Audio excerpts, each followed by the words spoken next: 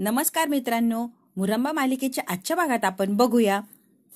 आजीच्या मैत्रिणींनी सांगितलेलं असतं की रमा काहीतरी इंग्लिशची 5 वाक्य बोलून दाखव आणि रमा आता ते वाक्य बोलण्याचा प्रयत्न करत असते. विद्या हसते आणि विद्या म्हणते, काय ग, लोकांच्या घरी जाऊन स्वयंपाक बनवते की काय? आणि सगळ्या मैत्रिणी हसायला लागलेल्या असतात. आजी मात्र चिडते आणि आजी म्हणते, विद्या जरा जपून बोला, ती माझी नातसून आहे. सगळ्या मैत्रिणी हसत असतात. तितक्यात ती रमा घाबरते आणि पाणी प्यायला जाते. पाणी तिच्या अंगावर सगळं सांडून जातं. आजी म्हणते, अगं लाज काढलीस तू, माझ्या लाज राख रमा, नको माझी लाज काढूच. हे बघा, मी 2 मिनिटात साडी चेंज करून आले. मी आले की मग उरलेले प्रश्न विचारा तुम्ही. अगं कुठे बदलणार आहे की इथे शेजारी दुकान, तिथे जाऊन कपडे बदलते की? आणि रमा घाईघाईने आता साडी बदलण्यासाठी बाहेर आलेली असते. ते म्हणतात, कपडे बदलणार आहे ती, अक्कल थोडी बदलून येणार रे.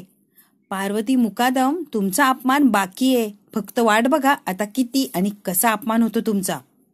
रमा इकडे घाईघाईने बाहेर आलेली असते आणि तिची मदत करण्यासाठी माही आलेली असते. थँक्यू माही, तो आलीस. अगं आजींना जर कळालं ना की मी माही नाही रमा आहे तर आजी इतक्या रागवतील की बस. अगं माही म्हणून त्यांनी मला किटी पार्टीला आणलं आणि इथे सगळ्या बायका मला नाही नाही ते प्रश्न विचारताय आणि सगळ्या माझ्यावर हसताय. माझ्यावर हसता म्हणजे ते आजीवर हसताय.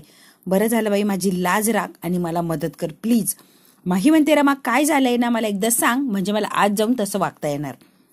रमाने माहीला सगळं सांगितलेलं असतं आज झालेला प्रकार. आता माहीलाही कळालेला असतो. आता माहीला माहिती आहे नेमके आज जाऊन करायचं काय. इकडे अनंत अभि बरोबर बोलत असतो. काय रे, काय जेवलोय रे आपण मस्त. अरे मी काय म्हणतोय तुला, अरे हो पण मी काय विचार करतोय माहिती का आता तुला, अरे मगाशी बाबांना कुणाचा फोन आला असेल. अरे कुणाचा फोन म्हणजे हे काय प्रश्न आहे. अरे कोणत्या व्यक्तीचा फोन आला असेल, खूप महत्वाची व्यक्ती होती, पण बाबांनी तो फोन उचललाच नाही. आनंद म्हणतो, काक्याला कुणाचा फोन आला असेल, कुणाचा? तो प्रत्येक माणसाची नावं घेतो. याचा आला असेल का, त्याचा आला असेल का. अभि म्हणतो, नाही रे, तू गेस कर नेमकी कोण होतं. आता हा डोक्याला जरा त्रास देत असतो की नेमकी काकाला फोन कुणाचा आला असेल. तरीही त्याला अंदाज लावताच येत नाही की फोन आई सांगणारे कुणाचा फोन आला होता. का मला छळतोस. आनंद म्हणतो, आभ्या मला गेच करता येत नाही, का मला त्रास देतोय रे तू. आपण पान खायला जाऊया ना, माझी बुद्धी जेवढी तेवढाच विचार करू शकतो ना मी. माझी बुद्धी नाही चालत ते नेमकी फोन कुणाचा आलाय काक्याला. त्यामुळे प्लीज दादा तू उत्तराच्या अगदी जवळ आहे, थोडासा अंदाज लावण्याचा प्रयत्न कर, तू बरोबर उत्तरापर्यंत पोहोचशील. काय ही परीक्षा आहे राव. अरे सांगणार आहे नाव. अरे दादा मी तुला नाव नाही सांगू शकत, बाबांनी सांगून ठेवलंय ना कुणाला नाव सांगायचं नाही म्हणून.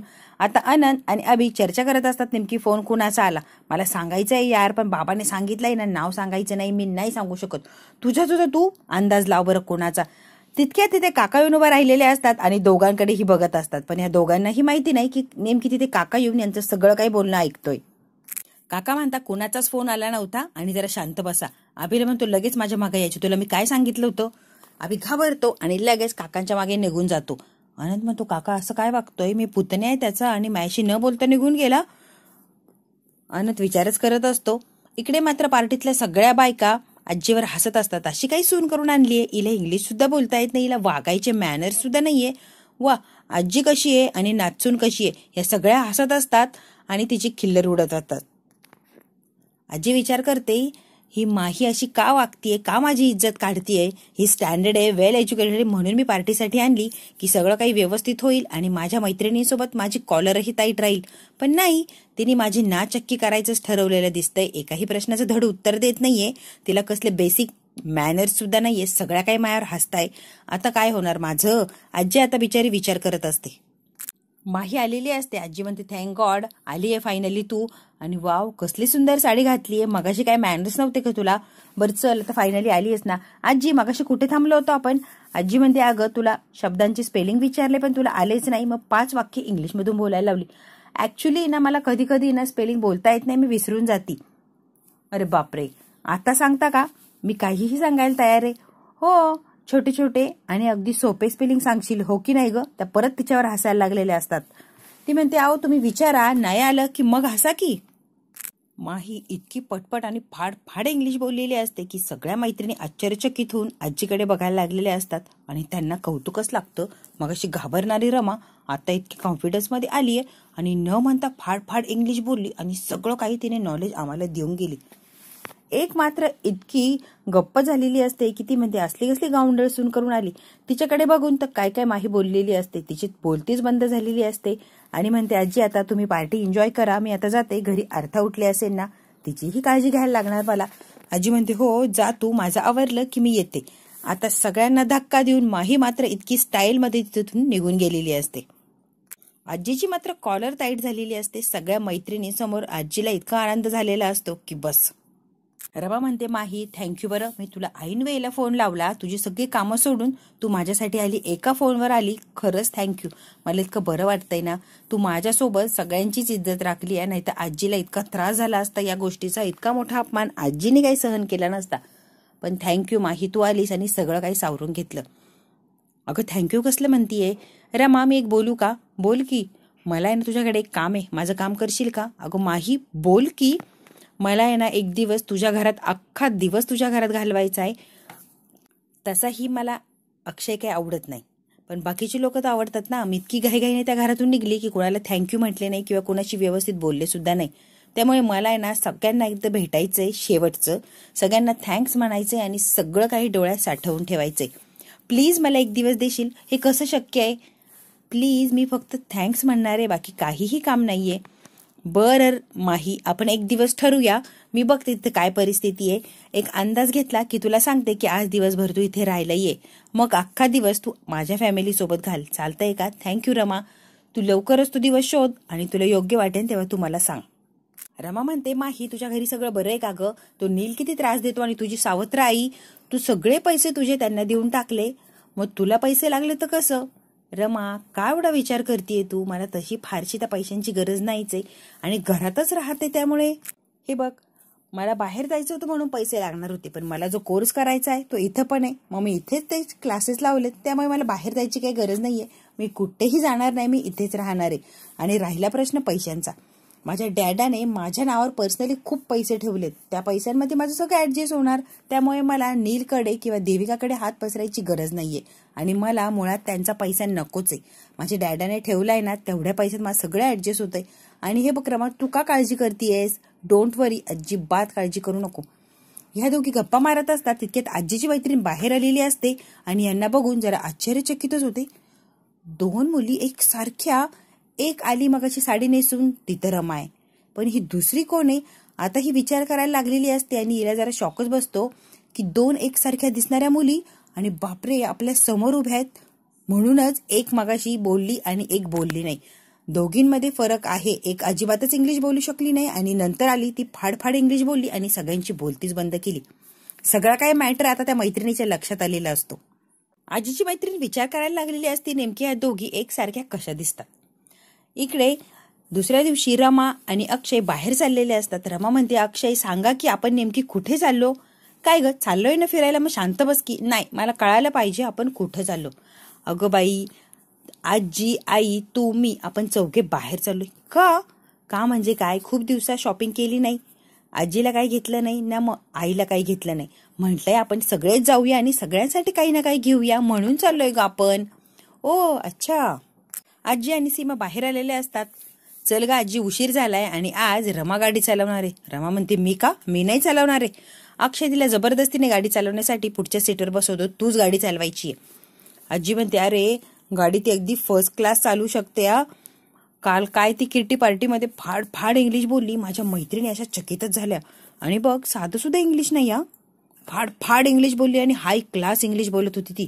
आणि माहितीये का तुला, थोडीशी ती गोंधळली, चुकली, पण तेवढं चालतं ना रे. नवीन लोकांमध्ये गेलं की आपण थोडंसं चुकायला होतोच आणि तीही तशीच झाली, पण नंतर मात्र सगळं काही व्यवस्थित हँडल केलं. सीमा म्हणते आई चला की पटकन उशीर होतोय. सीमा मात्र विषय बंद करण्याचा प्रयत्न करते.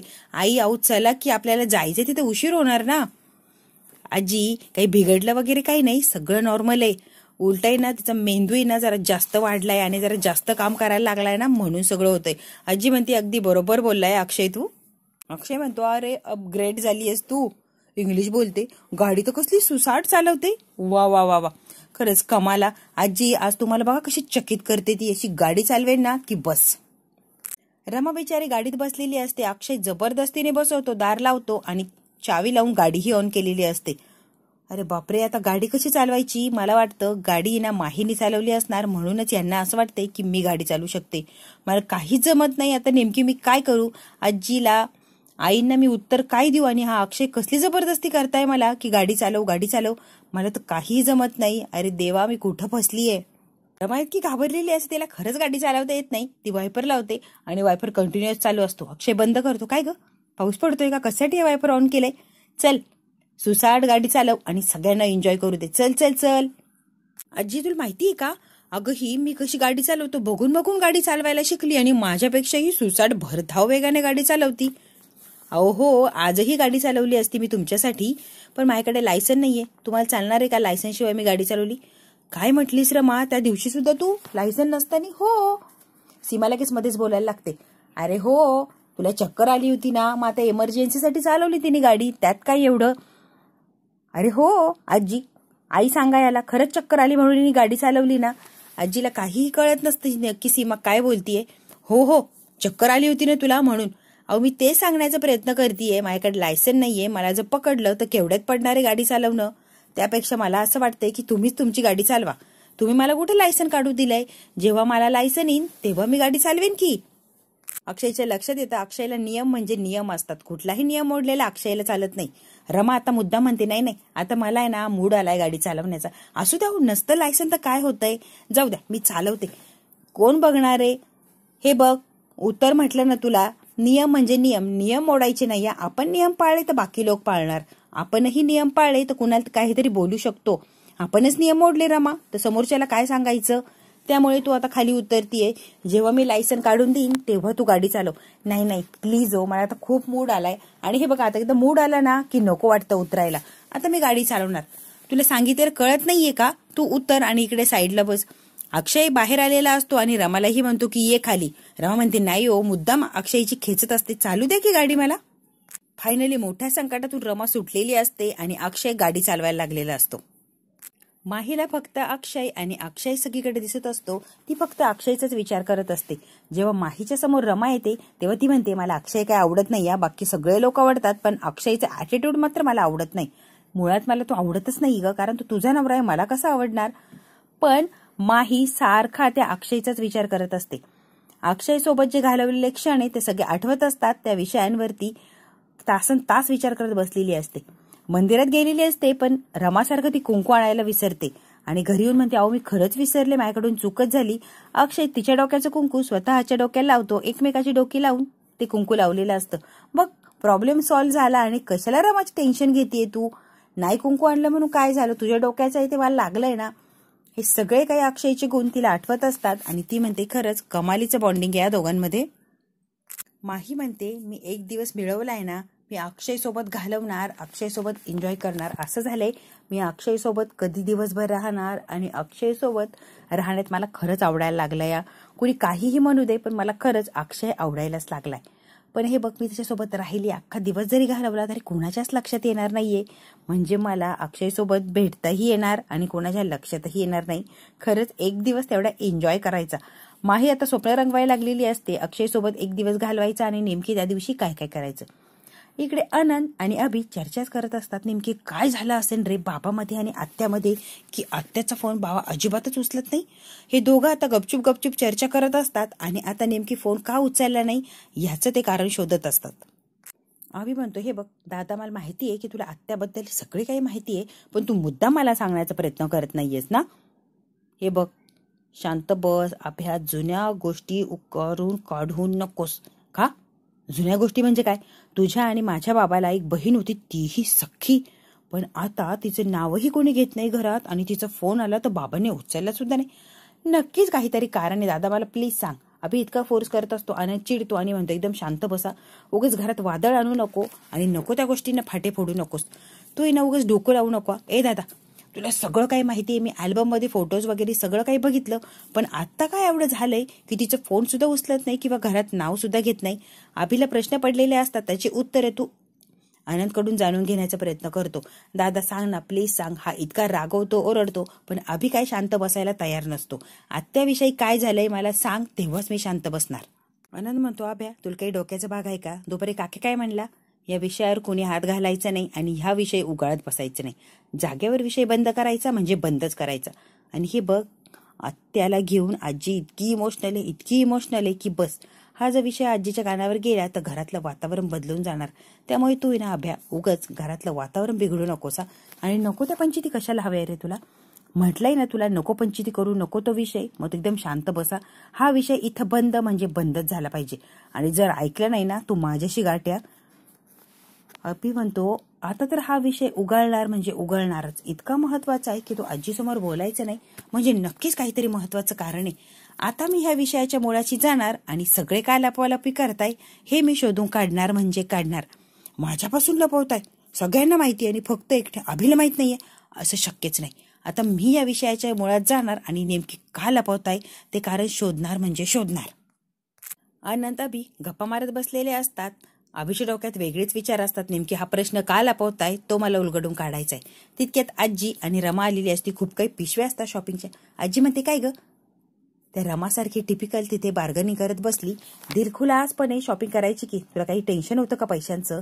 मग कशाला उगाच काही चव घालवत बसली, तिथे बार्गनिंग करत बसली. आहे तेवढ्या किमतीला घ्यायचं आणि बाहेर यायचं. उगाच काहीतरी बावळटपणा. आणि आजी आतमध्ये निघून गेलेली असती. लगेच अक्षयही येतो. रमा काय काय आणि कसली कसली शॉपिंग केली? मी तर काही बघितलीच नाहीये. दाखवतीच का मला? दाखव बरं. चल चल चल, तू काय आणलंय? अहो हो, मी काय आणलंय तुम्हाला दाखवायचंच आहे. रमा आता अक्षयचा हात पकडते आणि त्याला बेडरूम मध्ये घेऊन गेलेली असते. चला मी तुम्हाला दाखवते नेमकी मी काय काय शॉपिंग केली. या सगळ्याचं चित्र अक्षय तर रमासोबत गेलेला असतो. अभि आणि अनंत बघत असतात आजी काय बोलली. आता रमा आणि अक्षय आतमध्ये गेले, फक्त बघत बसलेले असतात. त्यांच्याकडे बघण्याशिवाय काही पर्याय का? त्यांना कोणी शॉपिंगला नेलेलंच नसतं. ते जिन्यात बसतात आणि यांचं काय चाललंय फक्त बघत असतात. इकडे साई आलेला असतो माहीच्या घरी आणि नील काहीतरी पेपर वाचत असतो. साई येतो. चला चला चला, कुठे रमा सांग, कुठे रमा सांग. नील त्या अक्षयला पकडतो. नेमकी तुला काय पाहिजे रे? अरे मला रमा पाहिजे, तुला साधं कळत नाहीये का? मी तिचं नाव घेतोय ना, कुठे म्हणल्यावर मला तीच पाहिजे. मला सांग रमाला कुठे लपून ठेवलीये? साईला नील सांगण्याचा प्रयत्न करतो. इथे रमा नाहीये. अहो खरंच नाहीये. हे बघ तू खोटं बोलू नका. नील तुझा आणि माहीचा डाव आहे ना. तिकडे माहीला पाठवलं आणि इकडे रमाला बांधून ठेवलंय तुम्ही. तिला त्रास देता, तिला काय वागणूक देताय, मारहाण करता, तिच्याशी काय काय छळ करता. तुझा आणि माहीचा प्लॅन आहे नील. बरोबर. रमाला तुम्ही सगळे मिळून छळताय आणि तिकडे मात्र माही आईश करतीये मुकादमांच्या घरात. नील म्हणतो अरे तुला सांगण्याचा प्रयत्न करतोय ना मी, ती आमच्या घरात नाहीये. पण साई मात्र काही ऐकत नाही आणि आता बोलत सुटलेला असतो. साई आता वर जायला लागलेला असतो. नील त्याला पकडतो आणि त्याची गचंडी धरतो आणि म्हणतो एकदा नाहीये म्हणून सांगितलं ना तुला इथे रमा बिमा कोणी. माही हळूहळू यांचा आवाज ऐकून पायऱ्या उतरत खाली आलेली असते. आता माही काहीतरी बोलणार साईसोबत. तितक्यात तिला तोंड दाबतात आणि परत वर घेऊन जातात. आता नीलचं तर काम झालेलं असतं. माहीला तोंड दाबून नेलंय म्हणल्यावर तिला आता रूम मध्ये पॅक करून ठेवणार. साईला म्हणतात ठीक आहे तुझी शंका आहे ना, चल तुला सोडतो. तुला कुठे शोधायचंय ना तुझ्या रमाला, तू शोध चल. अरे भावा इथे नाहीये म्हणून सांगतोय ना. आणि तुला माहितीये का, पहिले माझी गर्लफ्रेंड होती ती, आज तिला भीक सुद्धा घालत नाही त्या माहीला मी. आणि ती माही स्वतःच्या सावत्राईला इतका त्रास देते. अशा मुलीसोबत मी राहील का? तिचा आणि माझा काही एक संबंध नाहीये. तरीही भावा तुला बघायचं तर बघ कुठे सापडतीये का. हे बघ भावा तू आलास ना, तुला एक महत्वाची गोष्ट सांगूनच टाकतो. त्या माहीबद्दल.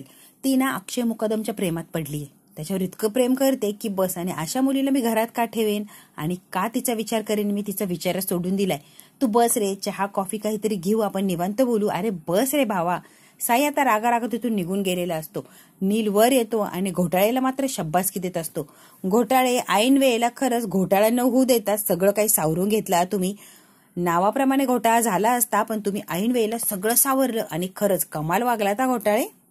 नीलला इतका आनंद झालेला असतो सगळं गोष्टी सावरून घेतल्यामुळे. तो घोटाळ्याला इतकी मोठी बक्षीस देतो की बस घोटाळ्याला इतका आनंद होतो. हे बघा देविका मॅडम पेक्षा जास्तच तुम्हाला मी बक्षिसी देणार म्हणजे देणार. तुम्ही मात्र असंच वागायचं, कळतंय ना. मज्जा आहे बाबा घोटाळे. अहो तुमची सुद्धा मज्जाच आहे ना नील साहेब. घोटाळे आता इतकी मोठी बक्षिसी मिळाली म्हणून खूप आनंदी असतो. म्हणतो इथून पुढे कुठलाही घोटाळा होऊ देणार नाही, ही माझी जबाबदारी. नील म्हणतो थँक्यू, असं सांभाळून घेत जा. आणि घोटाळे निघून गेलेला असतो. नील विचार करत थांबलेला असतो. तितक्यात इकडे तिकडे बघते आणि आता माही बाहेर जायला पळालेली असते. हा पटकन तिचा हात पकडतो. मॅडम नेमकी तुम्ही कुठे चालला? अरे खाली काय चाललं होतं नेमकी मला कळेल का? काय लपवाछपी चालली होती रे तुझे नील? काय सारखे कुटाने करत असतो आणि माझ्याविषयी काय विचारत होतो माणूस? सांग बरं. काही चाललं नव्हतं, उगाच कसला विचार करू नको. नील म्हणतो, कसं आहे ना माही. अरे माही नाही, रमा रमा. तुला आहे ना रमा बनायचंय, हो की नाही? रमा बनून रमासारखं आयुष्य जगायचंय तुला माही. नील, शहाणपणा करायचं नाही. तुला जे हवंय ते दिलंय ना मी. मग तू तुझं बघायचं, माझ्या पंचायती करायच्या नाही. माही, तुला एक मी ऑफर दिली होती. नील म्हणतो, माही तुला एक ऑफर दिली होती मी आणि ती ऑफर एक्सेप्ट कर, नाही तर तुझी ना लाईफ बर्बाद करून टाकीन हा नील. आणि नील माहीला धमकी देऊन तिथून निघून गेलेला असतो. माहीला इतका राग येतो की बस. हा भाग इथेच संपतो. पुढच्या भागात काय होणार आपण थोडक्यात बघूया. रमा अक्षयला म्हणते की मला आहे ना तुमच्याशी काहीतरी बोलायचंय. अक्षय म्हणतो, हो, आपण एकत्र वेळच घालवलेला नाहीये, किती दिवस झाले, तुला कळत नाहीये का रमा? अहो हो, मीही तेच सांगण्याचा प्रयत्न करतेय. अक्षय म्हणतो, आता आपण एकत्र वेळ घालवायचा. रमाकडे एक टेडी असतो, याच्यासोबत खेळायला मला कोणीतरी आणायचंय. अगं मग ती आहे की, तिला दे की. अहो ती तर आहे, पण तिच्यासोबत खेळायला सुद्धा मला कुणाला तरी आणायचंय. काय म्हटलं? आता अक्षयच्या लक्षात आलेलं असतं रमाला एक बाळ हवंय आणि यांचं हे बोलणं मात्र सीमाने ऐकलेलं असतं. सीमा म्हणते, माही रमा बनण्याचा प्रयत्न करतीये, पण ह्या दोघांचं लग्न झालेलं नाहीये आणि लग्न न होता हे सगळ्या गोष्टी योग्य नाहीये. किमान यांनी 7 पेरे तरी घेतले पाहिजे, म्हणजे हे संसाराला लागू शकतात. आता सीमा विचार करत असते अक्षयचं आणि माहीचं, म्हणजे आपल्या रमाचं लग्न लावून द्यायचं, म्हणजे हे संसार करायला मोकळे. कारण आता रमाला बाळाची आशा लागलेली असते आणि अक्षयला ती बाळाची मागणी करते, मला बाळ हवंय घरात आनंदाचं वातावरण आणण्यासाठी. आता सीमा बघूया अक्षयचं आणि आपल्या रमाचं लग्न परत लावून देते का. हा भाग इथेच संपतो. व्हिडिओ आवडल्यास लाईक, शेअर, सबस्क्राईब नक्की करा.